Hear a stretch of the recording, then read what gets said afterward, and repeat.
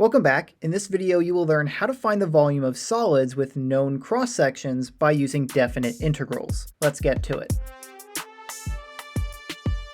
Alright, so previously we have learned the disk method, which allowed us to find the volume of solids of revolution who had cross-sections that were circles. And when we calculated the volume using the disk method, we used a definite integral that looks like one of these two integrals right here. If we were working in terms of x, we had that the volume was equal to the integral from a to b, which are two values of x, of the cross-sectional area in terms of x times dx, or if we were working in terms of y, we had that the volume was equal to the definite integral from c to d, which are two values of y, of the cross-sectional area in terms of y times dy.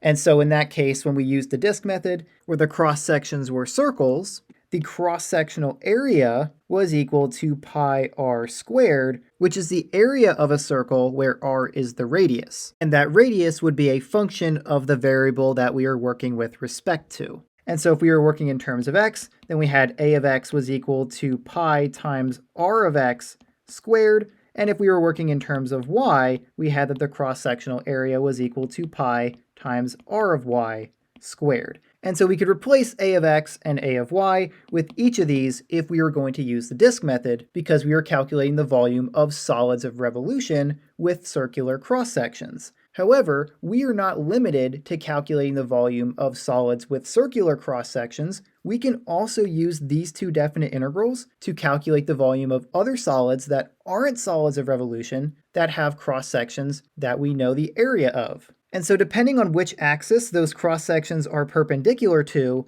that will determine whether we work in terms of x or whether we work in terms of y. More specifically, we will work in terms of x when the cross-sections that we know are parallel to the x-axis, and we will work in terms of y when the cross-sections are perpendicular to the y-axis. And so let me show you some examples of what we're talking about here.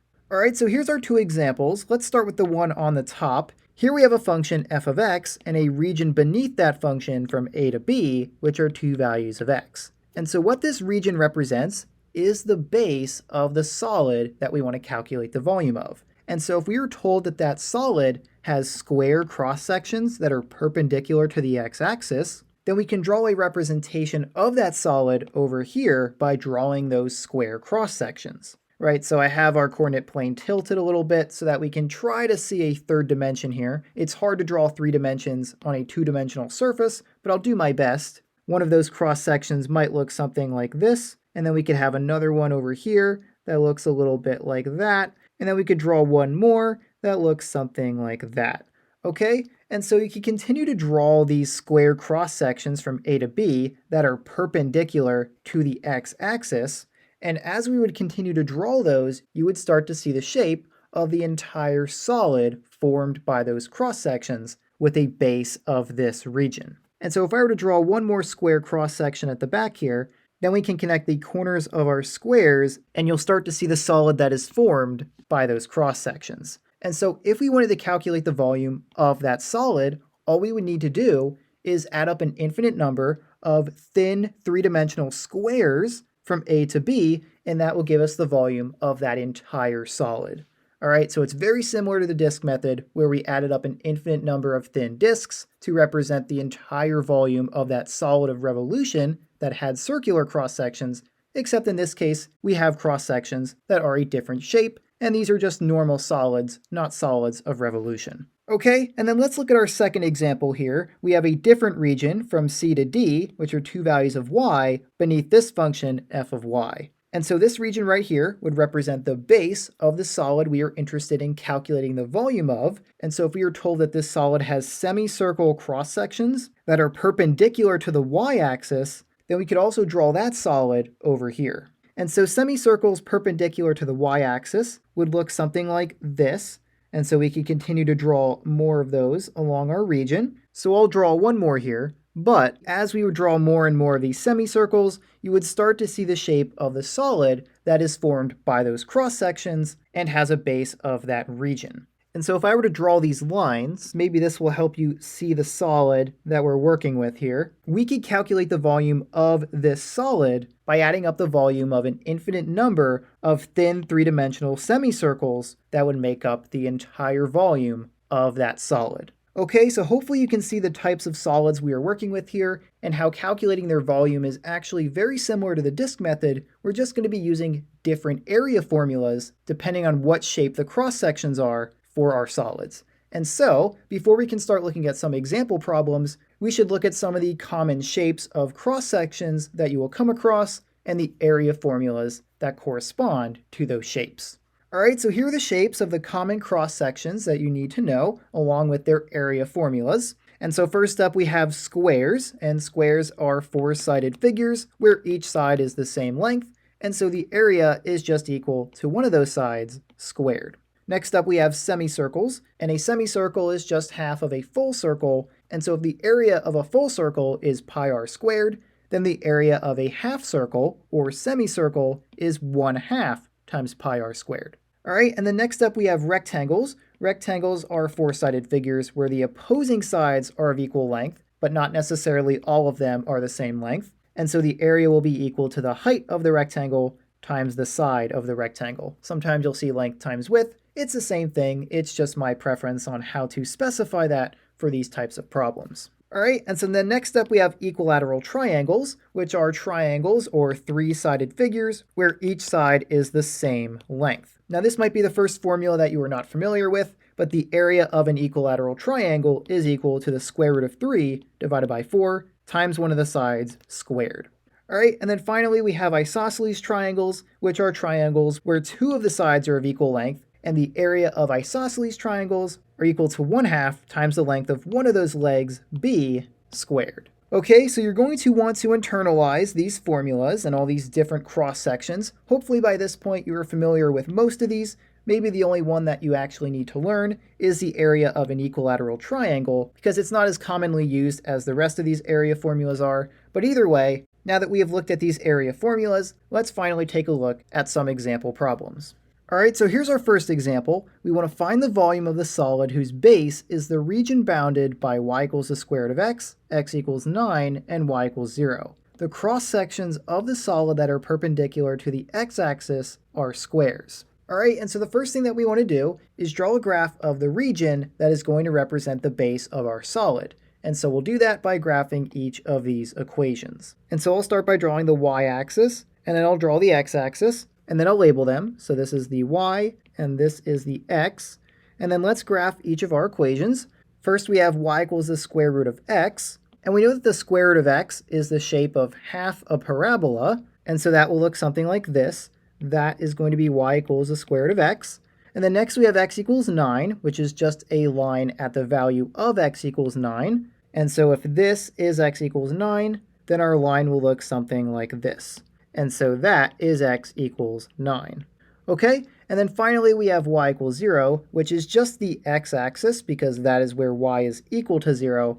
And so now we can see that the region bounded by these three graphs will be this region right here. And then I'll shade that region in so that we can see the region that we are working with here. All right, and so the region that we just drew is the base of the solid that we are going to calculate the volume of. Now this particular solid has square cross sections that are perpendicular to the x-axis. And so if we were to draw a quick sketch of this solid, this would be our y-axis and this is our x-axis. I'm drawing them on an angle so we can try to draw in 3 dimensions here. Our region will look something like this if I draw each of the lines here. Okay, so that is y equals 9, and this is y equals the square root of x. This region right in here would be our shaded region, and those square cross sections would be perpendicular to this x-axis, and so they would look something like this.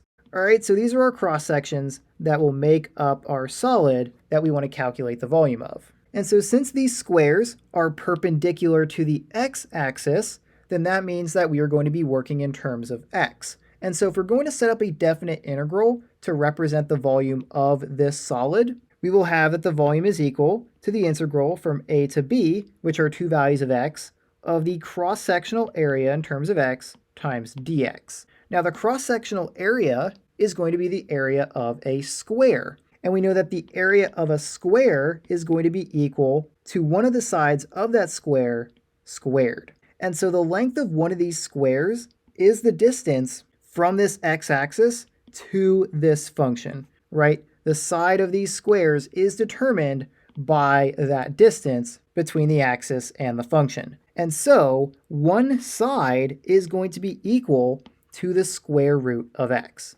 right? This function is the length of one side of the squares. And so if we clean up our work here, the cross-sectional area in terms of x will be equal to the square root of x, the length of one side, squared.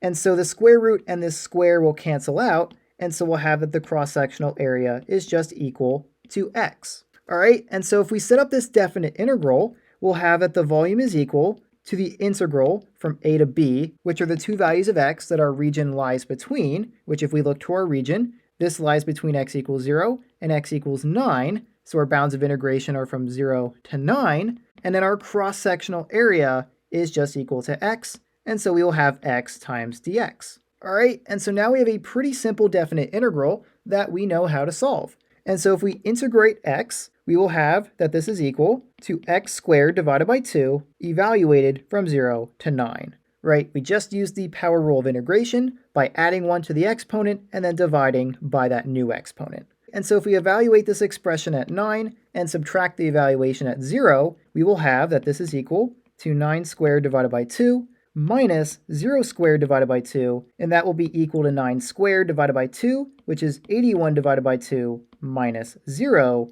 which is equal to 81 halves. And so 81 halves is the volume of the solid whose base is this region and has square cross-sections perpendicular to the x-axis. All right, let's look at another example. So here's our next example. We want to find the volume of the solid whose base is the region bounded by y equals 1/2 times x, y equals 2, and x equals 0. The cross-sections of the solid that are perpendicular to the y-axis are semicircles. All right, and so just like with our previous example, let's start by drawing a graph of our region, or the base of our solid. And so I will draw the y-axis, and I will draw the x-axis, and then I'll label them. So that's the y, and that's the x.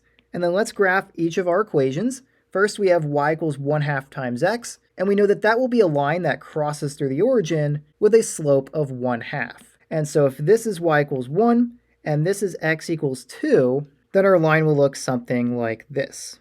Okay, so that is y equals 1/2 times x. And then next we have y equals 2. And so if this was y equals 1, then this will be y equals 2. And so the line y equals 2 will be this line right here. Okay, so this is going to be y equals 2.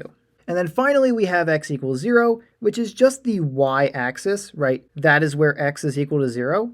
And now we can see that the region bounded by these three lines is this triangular region right here. And so I'll shade that in. This is the region that represents the base of the solid that we want to calculate the volume of. Okay, and so this is the base of our solid, but the cross-sections of our solid that are perpendicular to the y-axis are semicircles. And so if we were to draw a rough sketch of our three-dimensional solid here, I'm going to draw the y-axis and the x-axis, and I'll label them. There's the y, there's the x. Again, I'm just drawing them in this way so we can try to draw a third dimension here so we can get a visual of our solid. Y equals 1/2 times x will look something like that, and then y equals 2 will look something like that. Okay, so there's our two lines. And so this triangle right here is the same region that we drew over in our other coordinate plane.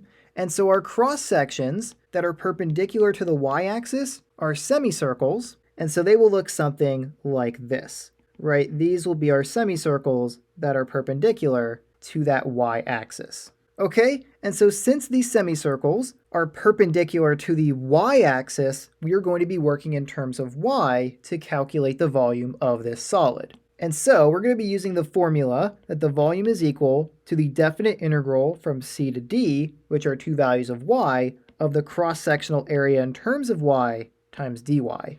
And in this case, the cross-sectional area will be equal to the area of a semicircle, which is 1/2 times pi times r squared. All right, and so remember that the radius is only 1/2 of the measurement of the bottom of the semicircle, right? This whole measurement right here is the diameter of the semicircle, but 1/2 of it will be the radius.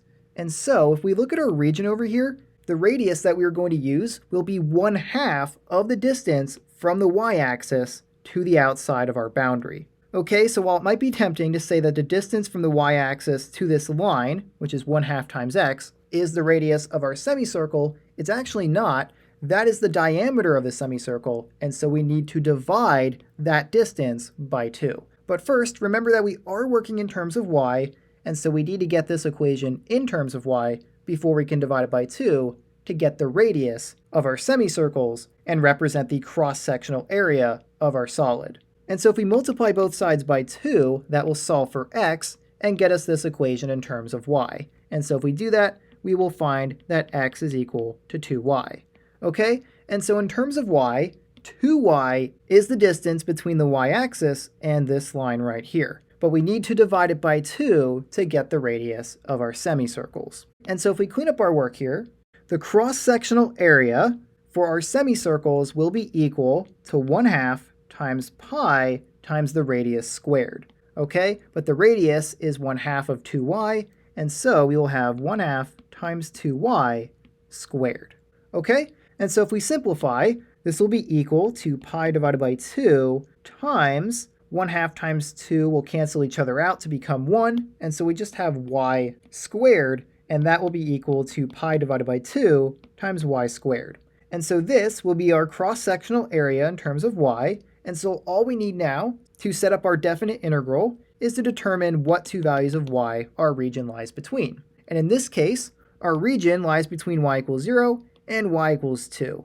And so if we clean up our work here, we will have that the volume is equal to the integral from 0 to 2 of the cross-sectional area, which is pi divided by 2 times y squared times dy. All right, and so now we have a definite integral that represents the volume of the solid whose base is this region right here and has semicircle cross-sections perpendicular to the y-axis. And now all we have to do is solve this pretty simple definite integral. And so if we pull this pi divided by 2 to the outside, we'll have that this is equal to pi divided by 2 times the integral from 0 to 2 of y squared times dy. And then if we use the power rule of integration on y squared by adding 1 to the exponent and then dividing by that new exponent, we will have that this is equal to pi divided by 2 times y cubed divided by 3 evaluated from 0 to 2. And so now if we clean up our work again, we can evaluate this expression at 2 and then subtract the evaluation at 0. And so this will be equal to pi divided by 2 times 2 cubed divided by 3 minus 0 cubed divided by 3. And that will be equal to pi divided by 2 times 2 cubed, which is 8 divided by 3, minus 0, which is equal to 8 pi divided by 6. Right? We have pi divided by 2 times 8 divided by 3, which gives us 8 pi divided by 6, which can be reduced by a factor of 2 in the numerator and denominator to get our final answer of 4 pi divided by 3. And that is the volume of our solid with this triangular base and semicircle cross-sections perpendicular to the y-axis. Let's look at one more example for this video. Alright, so here's our final example. We want to find the volume of the solid whose base is the region bounded by y equals 4 minus x, y equals x minus 1, and x equals 0. The cross-sections of the solid that are perpendicular to the x-axis are equilateral triangles. Alright, and so let's start this example like we started all the other ones by drawing a graph of the region that represents the base of our solid. And so I'll start by drawing the y-axis, and then I'll draw the x-axis, and so then I'll label them. This is the y, and this is the x. Okay, and then let's graph each of our equations. We have y equals 4 minus x.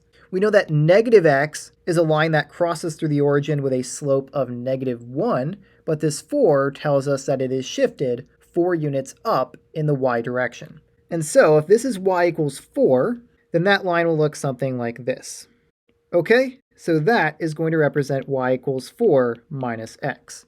Then for our next equation, we have y equals x minus 1. We know that x is a line that crosses through the origin with a slope of +1, and that -1 tells us to shift it down 1 unit in the y direction. And so if this is -1, then that line will look something like this. Okay, so that is going to represent y equals x minus 1. And then finally we have x equals 0, which is the same as the y-axis because that is where x is equal to 0. And so the region bounded by the y-axis, this line, and this line is this triangular region right here. All right, and so I will shade that in. This is the region that represents the base of our solid that we want to calculate the volume of. And then this solid that we're working with here has cross sections perpendicular to the x-axis that are equilateral triangles. And so once again, I'm going to draw a quick sketch of what that three-dimensional solid will look like. So here's the y-axis and the x-axis, and then we can label them. This is the y-axis, and that's the x-axis. And our line 4 minus x will look something like this, and our line x minus 1 will look something like that, okay? So this is the region right here that we are working with. And so then I'll just quickly label these lines. That is y equals x minus 1, and this is going to be y equals 4 minus x, okay?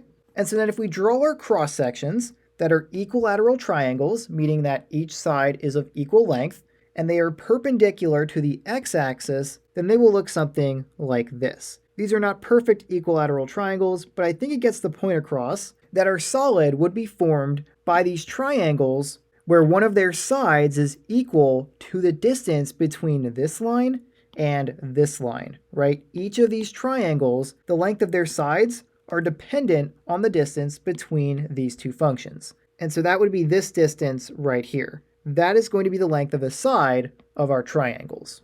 And because they're equilateral triangles, that length is the length of all three sides of each triangle. Okay, and so since these cross sections are perpendicular to the x-axis, that means that we are going to be working in terms of x. And so if I clean up this work a little bit, our volume formula will look like this. We have that the volume is equal to the integral from a to b, which are two values of x, of the cross-sectional area in terms of x times dx.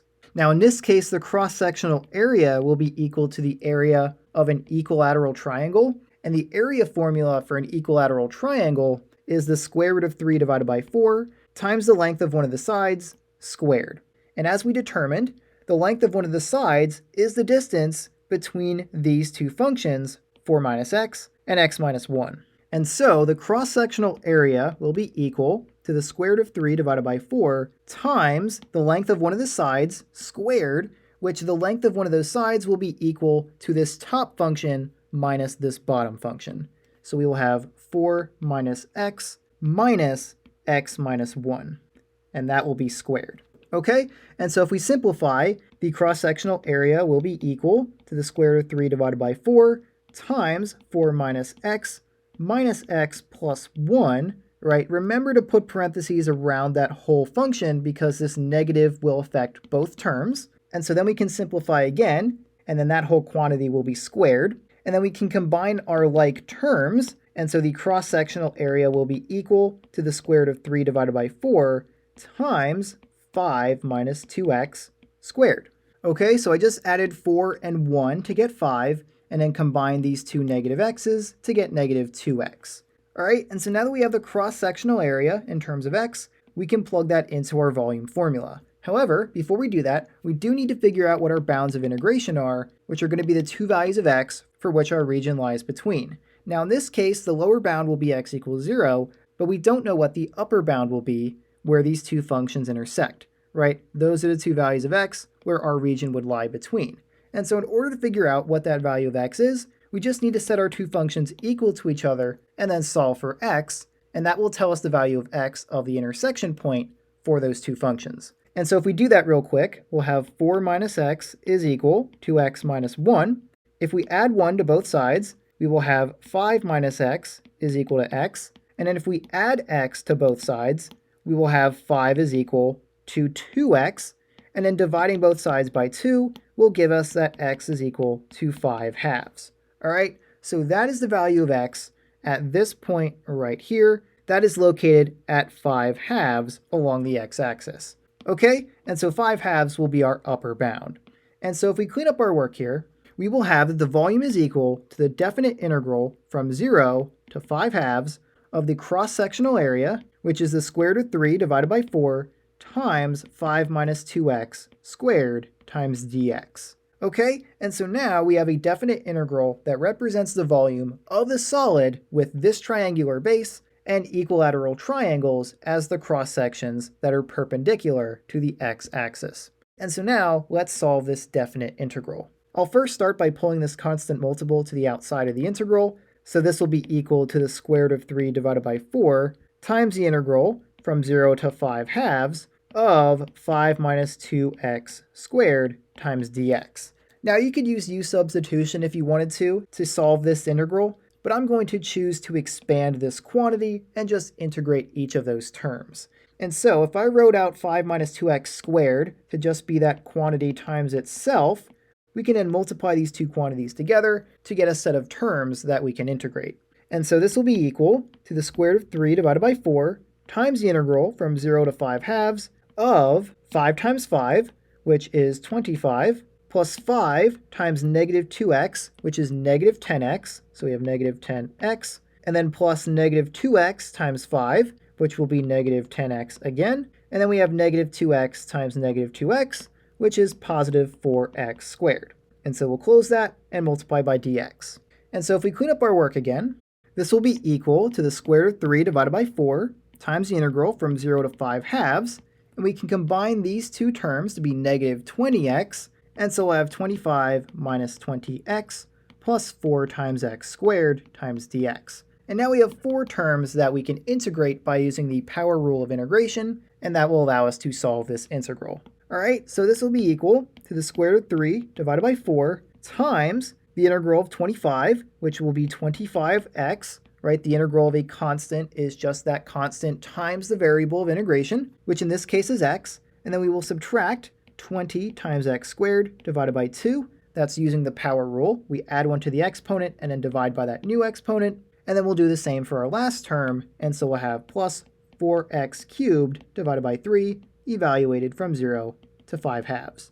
Okay, and so now we would plug 5 halves into this expression and then subtract plugging in 0, but note that plugging 0 into all of these terms is just going to produce 0. 25 times 0 is 0, 0 squared times 20 divided by 2 is also 0, and 0 cubed times 4 divided by 3 is still 0. So I'm just going to plug 5 halves in here and then subtract 0. Okay, but before we do that, note that we can reduce this term because 20 divided by 2 is 10, and so this will just be negative 10x squared, and so we'll have negative 10x squared.